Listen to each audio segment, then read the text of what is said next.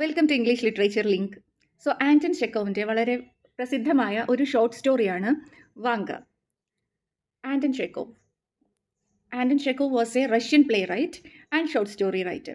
Russian നാടകകൃത്തും short story റൈറ്ററുമാണ് Anton Chekhov. He is known for his ability to capture human psychology and social realities in a simple yet profound manner. Anton ചെക്കോവിൻ്റെ രചനകൾ നോക്കുകയാണെങ്കിൽ മനുഷ്യൻ്റെ മനസ്സിനെ human psychology explore ചെയ്തിട്ടുള്ളതായിട്ടും അതുപോലെ social realities, സാമൂഹികമായ യാഥാർത്ഥ്യങ്ങളെക്കുറിച്ചും വളരെ സിമ്പിളായ ഭാഷയിൽ സിമ്പിളായിട്ട് അദ്ദേഹത്തിൻ്റെ രചനകളിൽ വരച്ചു കാണിക്കുന്നു. എന്നാൽ വളരെ പ്രൊഫൗണ്ടായ തീംസ് ആണെങ്കിലും വളരെ സിമ്പിൾ ആയിട്ടാണ് അദ്ദേഹം ഈ സോഷ്യൽ റിയാലിറ്റീസ് ആകട്ടെ ഹ്യൂമൻ സൈക്കോളജി ആകട്ടെ ഡെപ്പിക്റ്റ് ചെയ്യുന്നത്.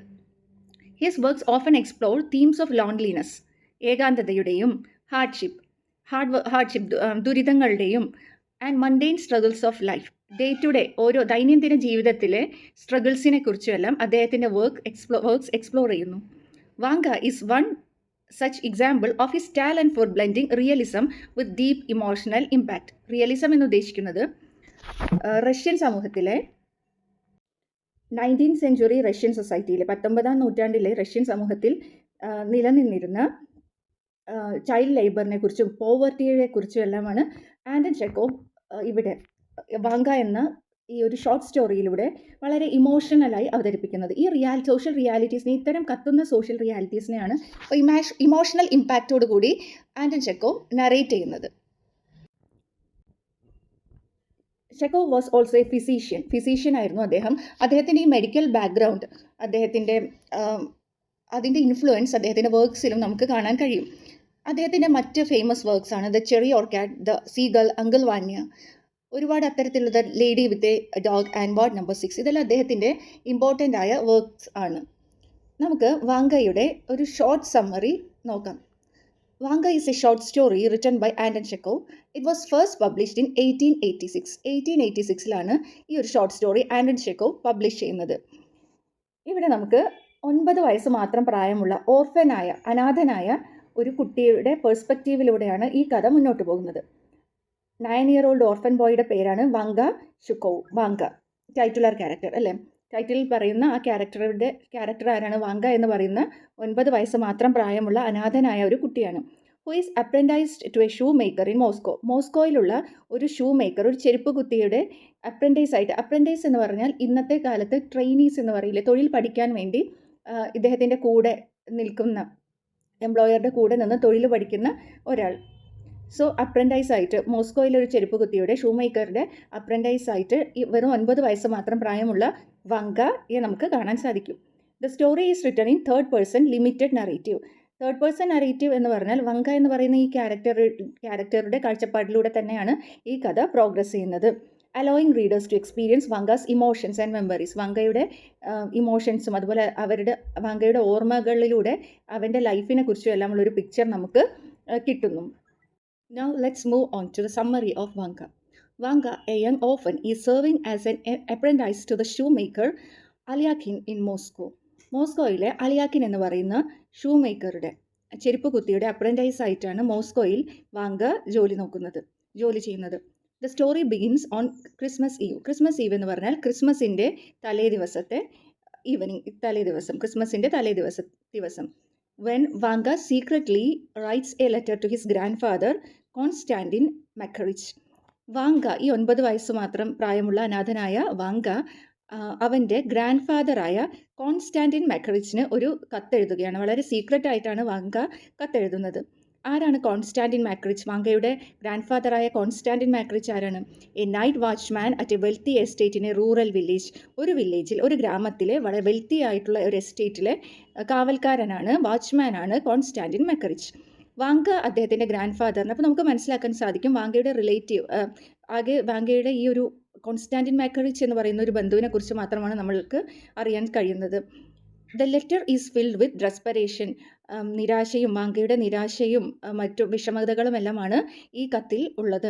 As Vanka pleads with his grand father to rescue him from his miserable life. Vanka തൻ്റെ ഗ്രാൻഡ് ഫാദറിനോട് ഇവിടെയുള്ള ഈ മിസറബിളായ അത്യധികം ദയനീയമായ ഈ ജീവിതത്തിൽ നിന്ന് തന്നെ രക്ഷിക്കണമെന്ന് അപേക്ഷിക്കുകയാണ് ഈ കത്തിൽ ചെയ്യുന്നത്. Through Vanka's letter, and memories we learn about his past. വാങ്കയുടെ ഈ കത്തിലൂടെയും അവൻ ഈ കത്തിൽ ഉൾപ്പെടുത്തിയിട്ടുള്ള അവൻ്റെ ഓർമ്മകളിലൂടെയുമെല്ലാമാണ് വാങ്കയുടെ ഭൂതകാലത്തെക്കുറിച്ച് നമുക്ക് മനസ്സിലാക്കാൻ കഴിയുക. His grand father, though a poor night watchman, was a kind and warm figure in his childhood. വാങ്കയുടെ ചെറുപ്പകാലത്തിൽ ഗ്രാൻഡ് ഫാദർ എങ്ങനെയുള്ള ആളായിരുന്നു? ഒരു പാവപ്പെട്ട ദരിദ്രനായ ഒരു നൈറ്റ് വാച്ച്മാൻ ആയിരുന്നു എങ്കിലും അദ്ദേഹം വളരെ കൈൻഡായ ദയാലുവായ ഒരു മനുഷ്യനായിരുന്നു എന്ന് നമുക്ക് വാങ്കയുടെ ലെറ്ററിലൂടെ കടന്നു പോകുമ്പോൾ മനസ്സിലാക്കാൻ കഴിയും. Vanka recalls fond memories of life in his countryside. അവർ താമസിച്ചിരുന്ന ആ റൂറൽ വില്ലേജിൽ അവർ താമസിച്ചിരുന്ന സമയത്ത് ഉണ്ടായിരുന്ന അവൻ്റെ ഓർമ്മകളെക്കുറിച്ച് വാങ്ക റീകാൾ ചെയ്യുകയാണ്, ഓർത്തെടുക്കുകയാണ്. എന്താണ്? ഹണ്ടിങ് വിത്ത് ഹിസ് ഗ്രാൻഡ് ഫാദറിൻ്റെ കൂടെ ഹണ്ടിങ്ങിന് പോകുന്നത്, watching the master's wife prepare Christmas festives, ക്രിസ്മസിൻ്റെ ആഘോഷങ്ങൾക്ക് വേണ്ടി ഐസ്റ്റേറ്റിലെ മാസ്റ്ററുടെ വൈഫ് പ്രിപ്പയർ ചെയ്യുന്നത്, and playing with his grandfather dog Kashtanka എന്ന് പറയുന്ന ഡോഗാണ്, ഗ്രാൻഡ് ഫാദറിൻ്റെ ഡോഗാണ്, പെറ്റ് ഡോഗാണ്. ഈ കഷ്ടാങ്കയുടെ കൂടെ കളിക്കുന്നത്, പ്ലേ ചെയ്യുന്നത്, ഇത്തരത്തിലുള്ള ഓർമ്മകളെല്ലാം വാങ്ക ഓർത്തെടുക്കുകയാണ്.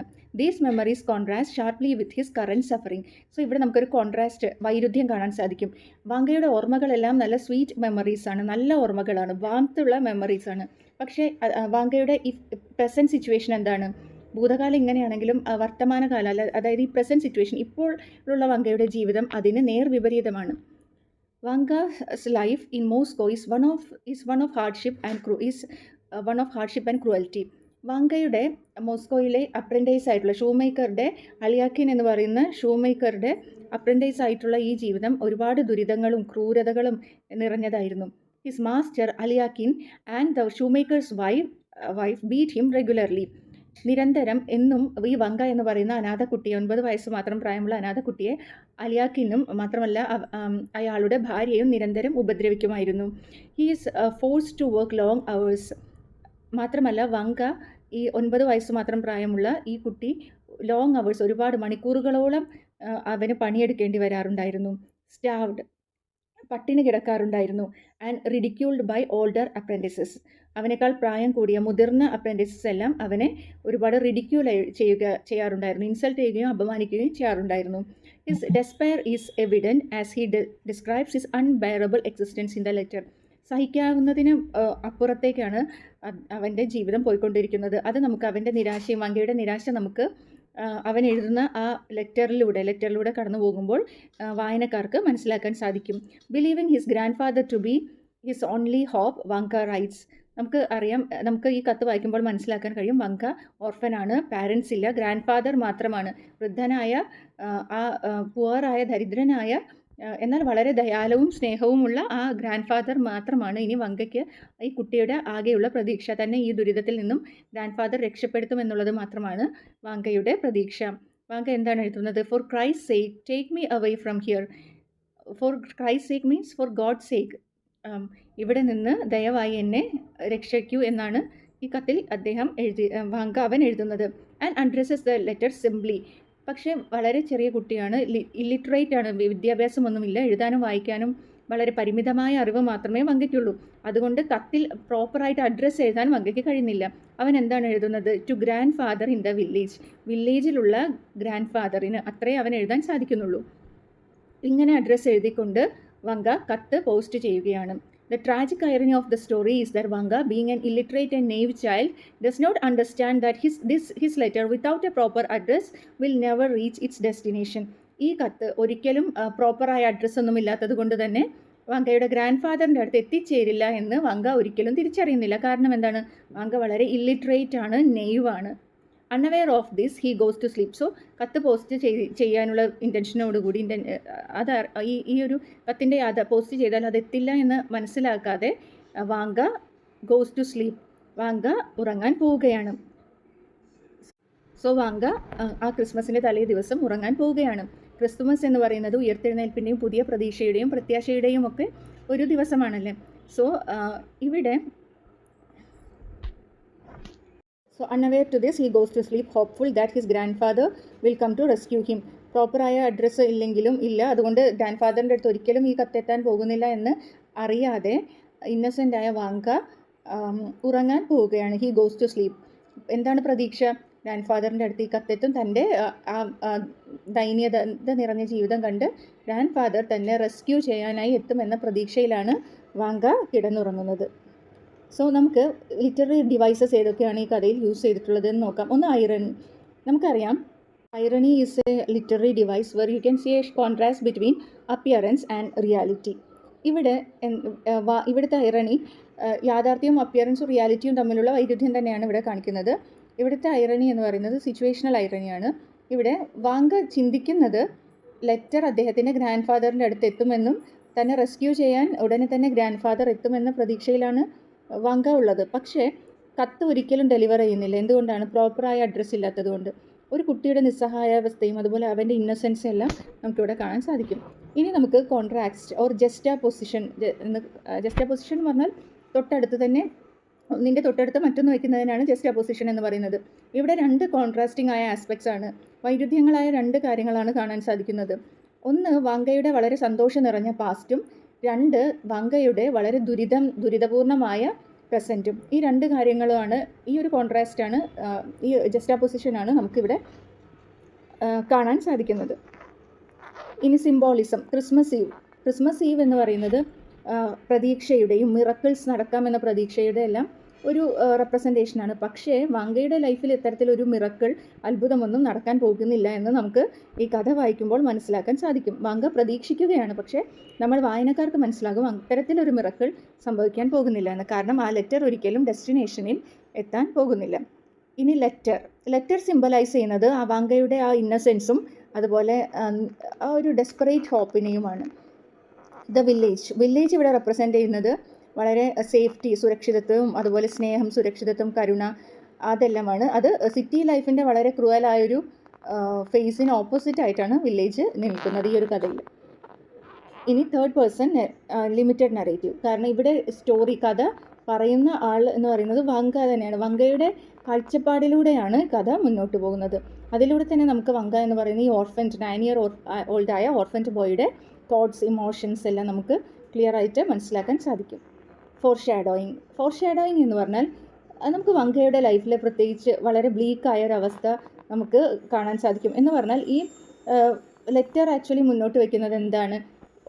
വളരെ പ്രതീക്ഷയോടുകൂടി വാങ്ക ഈ കത്ത് എഴുതുന്നത്, എന്നാൽ കൂടെ നമുക്ക് അറിയാൻ സാധിക്കും ഈ സഫറിങ്, വാങ്കയുടെ ലൈഫിലെ സഫറിങ് കണ്ടിന്യൂ ചെയ്തുകൊണ്ട് തന്നെ പോകുമെന്ന് നമുക്ക് അറിയാൻ സാധിക്കും. റിയലിസം നമ്മൾ പറഞ്ഞിരുന്നു. ആൻറ്റൺ ചെക്കോവ് പോർട്രേ ചെയ്യുന്നത് വളരെ ഹാർഷ് റിയാലിറ്റീസാണ്. ചൈൽഡ് ലേബറിൻ്റെയും പോവർട്ടിയുടെയും ബാലവേലയുടെയും അതുപോലെ ദാരിദ്ര്യത്തിൻ്റെയും 19th സെഞ്ച്വറി റഷ്യയിൽ നിലനിന്നിരുന്ന ഈ രണ്ട് അവസ്ഥകളെക്കുറിച്ചാണ്, ഈ രണ്ട് അവസ്ഥകളുടെ കുറിച്ചുള്ള റിയാലിറ്റീസാണ് ആക്ച്വലി നമുക്ക് ചെക്കോവിൻ്റെ ഈ ഒരു കഥയിലൂടെ വായിച്ചെടുക്കാൻ കഴിയുന്നത്. എന്നാൽ ഒട്ടും അതിഭാവുകത്വം, എക്സാജറേഷൻ ഇല്ലാതെ വളരെ ഇമോഷണലായിട്ടും നമുക്ക് റിലേറ്റ് ചെയ്യാൻ കഴിയും. ചൈൽഡിൻ്റെ ഇമോഷൻസിന് റിലേറ്റബിൾ ആയിട്ടുമാണ് ഈ കഥയെ ആൻറ്റൺ ചെക്കോവ് അവതരിപ്പിക്കുന്നത്. അതുതന്നെയാണ് അദ്ദേഹത്തിൻ്റെ മാസ്റ്ററിയും.